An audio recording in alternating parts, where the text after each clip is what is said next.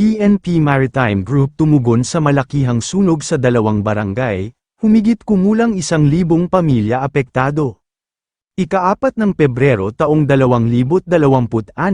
agarang rumesponde ang mga tauhan ng Philippine National Police Maritime Group, PNPMG, matapos mapansin bandang 27 minuto pasado alas 10 ng gabi ng ika-3 ng Pebrero taong 2026 ang ilang kabahayan na nilalamunan ng apoy sa isang coastal area sa Barangay Lamayon 2,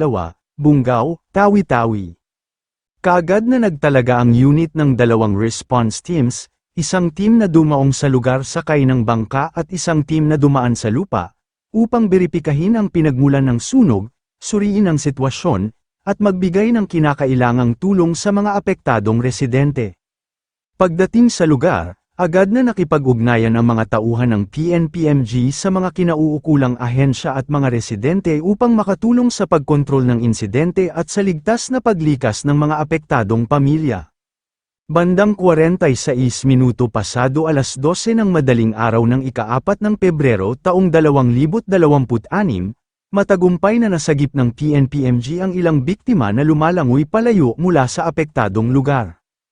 Ang mga pamilyang natrap sa kanilang mga kabahayan sa baybayin ay inilikas at isinakay sa police gunboat. Aktibo ring tumulong ang unit sa Bureau of Fire Protection, BFP, at Provincial Disaster Risk Reduction and Management Office, PDRRMO, sa crowd control at ground evacuation ng mga biktima, at siniguro na walang sagabal sa pagpasok ng mga fire truck sa barangay. Bandang alas 2:30 ng madaling araw, tuluyang nakontrol ang sunog, ang mga biktima at mga kalapit na residente ay ligtas na inilikas at dinala sa MSU Amir Bahar Gymnasium, dalawang barangay ang naapektuhan ng insidente, na tinatayang umabot sa mahigit kumulang 1,000 pamilya ang apektado.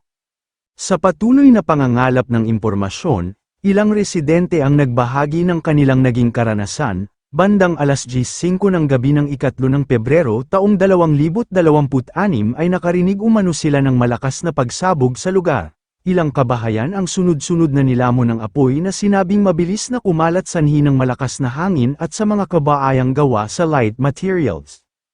Sa kasalukuyan, patuloy ang isinasagawang investigasyon ng Bureau of Fire Protection hinggil sa sanhi ng sunog, habang isinasagawa naman ng PDRRMO ang assessment sa lawak ng pinsala at bilang ng mga apektadong pamilya, muling pinagtitibay ng PNP Maritime Group ang kahandaan at mabilis na pagtugon nito sa mga sakuna upang matiyak ang kaligtasan ng mamamayan, alinsunod sa adhikain ng pambansang pulisya, sa bagong PNP para sa bagong Pilipinas, serbisyong mabilis, tapat, at nararamdaman.